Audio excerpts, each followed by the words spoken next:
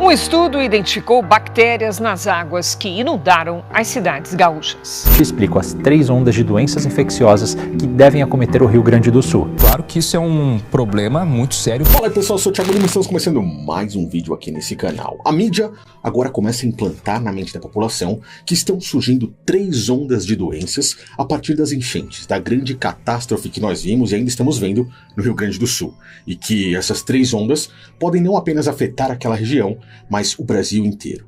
Isso soa familiar aos seus ouvidos quando eu falo de 3 ondas? Inclusive, eles dizem que isso pode ser pior do que a própria pandemia que vimos aí nos últimos anos. A grande pergunta desse vídeo é: o que estão querendo implantar na mente da população? Frases como as 3 grandes ondas de doenças que podem surgir de lá, doenças respiratórias, doenças infecciosas, entre outras. Frases como essa trabalham no nosso psicológico. Estamos falando de programação neurolinguística, estamos falando de mensagem subliminar. Eu vou assistir agora um vídeo, vou fazer um react junto com você de uma reportagem feita pela BBC News, uma rede de comunicação que hoje está no Brasil, mas também é internacional. E vamos ver como é que eles estão passando essas informações para grande parte da população brasileira. Vamos ver aí. As pessoas que vivem nas áreas afetadas têm o primeiro contato com a água. Muitas também precisaram sair de suas casas a nado e nesse processo tocaram ou ingeriram a matéria orgânica que subiu de bueiros, valas e esgotos. Esse contato se dá por meio da pele, das mucosas e da boca, pela ingestão acidental desse líquido, o que nos leva à onda número 1. Beleza, então ele parou aí, né, falando a respeito da onda número 1. Para que você tenha noção, ele vai passar as 3 ondas aí para nós, e essas 3 ondas, elas vão fazer referência a tipos de doença e o porquê de uma contaminação. Ele meio que vai colocar uma ordem cronológica, desde que as chuvas começaram, a enchente, né, aconteceu e as águas foram completamente contaminadas.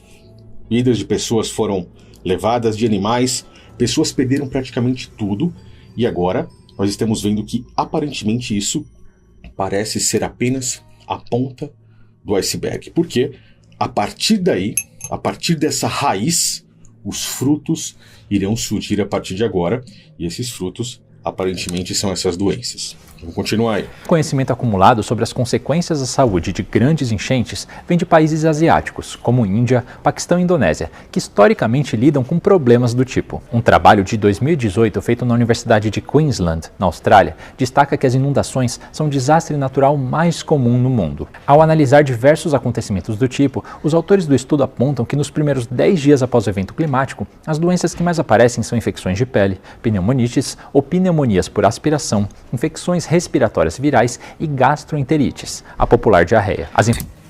Então, perceba, eles começam dando aí doenças que são mais simples, tá? Diarreia, doenças de pele, e eu digo simples assim porque o negócio vai ficando feio a partir da 2ª onda e da 3ª onda, conforme ele vai apresentando. Ele diz que enchentes são as catástrofes naturais, e eu coloco entre aspas nesse caso, porque eu acredito que você já tenha assistido ali o meu vídeo qual eu falei a respeito da família Rockefeller.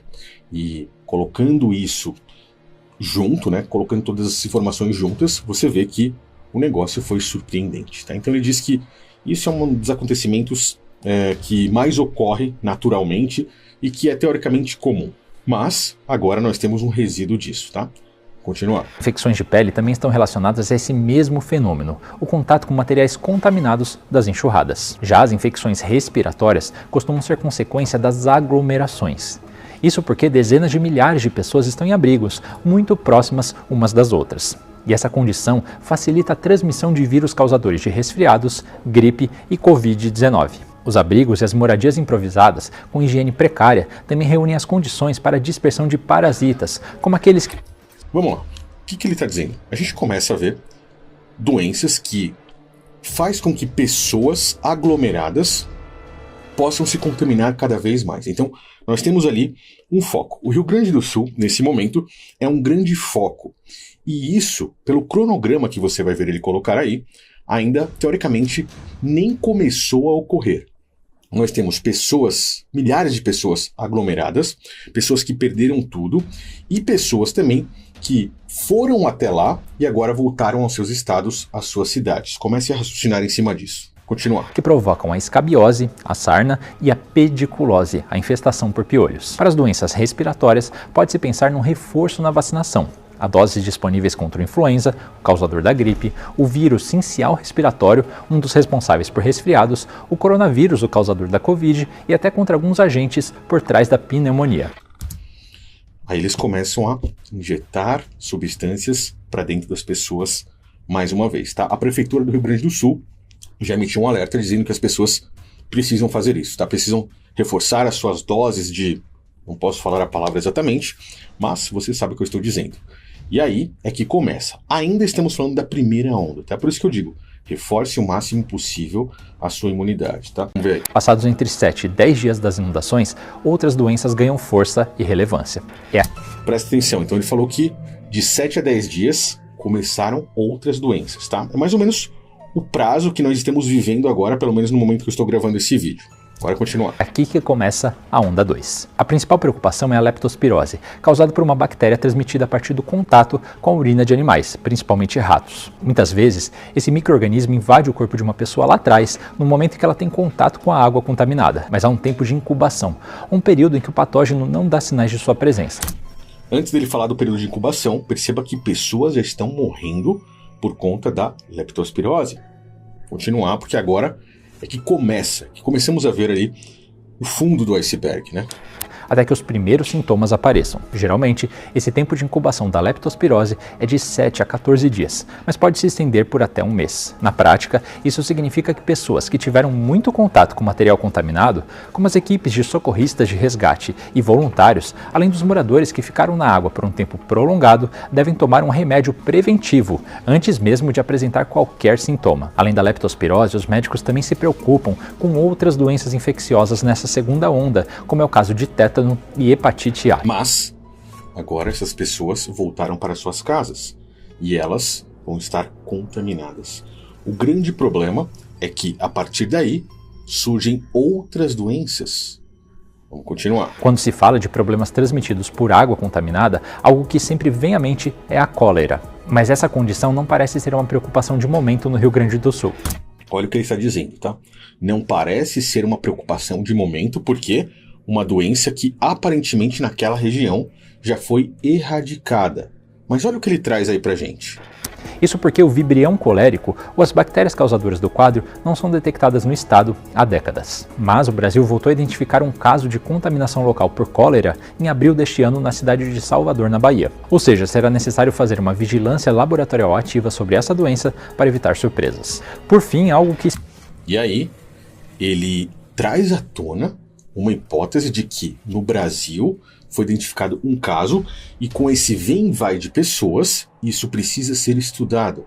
Será que o sistema estaria colocando algo, ou já com as suas mensagens subliminares, estaria avisando de que algo poderia surgir diante disso? Eu não estou afirmando nada aqui. Eu gostaria que você deixasse nos comentários o que você acha a respeito disso que ele falou e que é razoavelmente ou muito preocupante diante da enchente, da contaminação das águas, de tudo que se espalhou, da aglomeração das pessoas e do vem e vai de voluntários que foram auxiliar lá as pessoas que estavam precisando e precisaram realmente muito.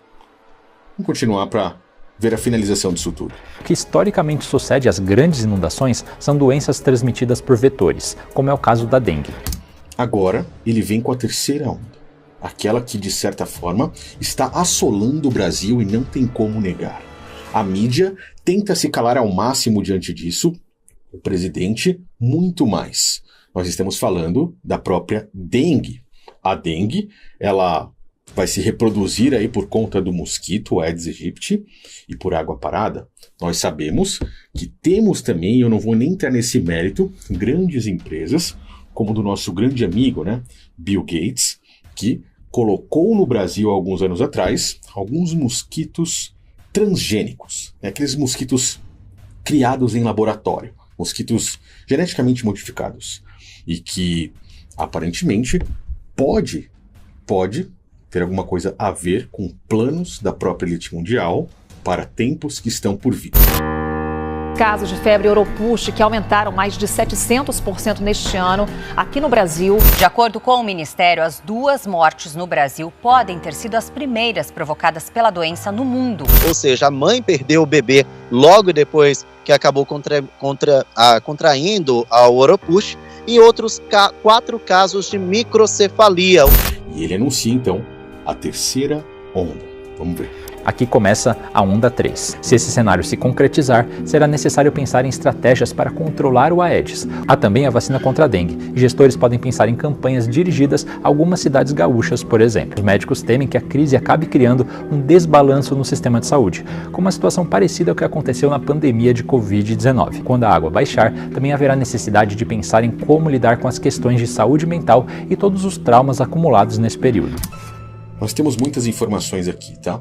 Ele está falando das águas abaixando, da saúde mental das pessoas, dessa terceira onda da dengue que se reproduz com a própria água. E estamos falando também, principalmente, de uma contaminação em massa da população, porque é necessário empurrar mais substâncias para dentro do corpo das pessoas. Eu acredito que esse vídeo aqui não vai ficar no ar, então não tem nem o que eu segurar muito as palavras, tá? Se ele não ficar no ar, já estará com certeza dentro do canal secreto. Mas, você entendeu. Eles estão agora empurrando com todas as forças, exatamente os planos das suas agendas, e de uma forma muito forte no Brasil. Você consegue enxergar isso, tudo isso que eu estou lhe mostrando? Consegue enxergar a força que tem isso aqui, a força da agenda que está sobre o Brasil nesse ano de 2024? Vamos finalizar. Quando a água baixar, também haverá necessidade de pensar em como lidar com as questões de saúde mental e todos os traumas acumulados nesse período.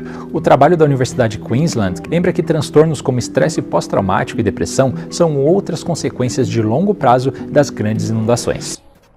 Então, resumindo, são muitos, mas muitos problemas, que não afetam apenas o Rio Grande do Sul, mas a população brasileira em geral. Nós temos várias vertentes agora a ficar de olho, a termos os nossos olhos abertos, pois são mensagens subliminares. A mídia, com o sistema, trabalha claramente com suas mensagens subliminares e a sua programação neurolinguística. Para finalizar esse vídeo, eu vou deixar um trecho de um documentário que está lá no nosso canal secreto, a qual eu mostro para quem a mídia trabalha. Quem são os caras que controlam essa mídia, e vou reforçar aquilo que nós vimos no final do ano passado, na capa da revista The Economist, aquela que é controlada pela família dos Rothschild, e que colocou claramente uma bandeira do Brasil ali no meio. Estamos vendo o que estão fazendo na nossa nação e o que pode estar por vir. Assista aí, quem é que controla as mídias, quem é que controla os meios de comunicação. O documento que você está vendo é um documento que foi vazado por Richard Salant, ex-presidente da CBS News, uma grande emissora norte-americana que é aberta à população, e seus dizeres mostram o que ocorreu dentro de uma das reuniões do Clube dos Bilderbergs. O documento diz o seguinte: meretrizes do jornalismo. O nosso trabalho é dar às pessoas não o que eles querem, a não ser o que nós decidimos que eles devem ter. Isso foi dito pelo próprio Richard Salant, onde continuou: um dos segredos melhor guardado é até que ponto um punhado de conglomerados pertencentes ao Clube Bilderberg, como o Conselho de Relações Exteriores, a OTAN, o Clube de Roma, a Comissão Trilateral, os maçons, Skull and Bones, Mesa Redonda, Sociedade Milner e a Sociedade Jesuíta Aristotélica controlam o fluxo de informações no mundo e determinam o que vemos na televisão, ouvimos no rádio, lemos nos periódicos, revistas, livros e até mesmo na internet. Richard Salant, como uma testemunha do Clube dos Bilderbergs, mostrou que a mídia é a grande meretriz do jornalismo, a boca da própria elite mundial que tem um único objetivo: controlar os cérebros das pessoas de forma consciente ou inconsciente.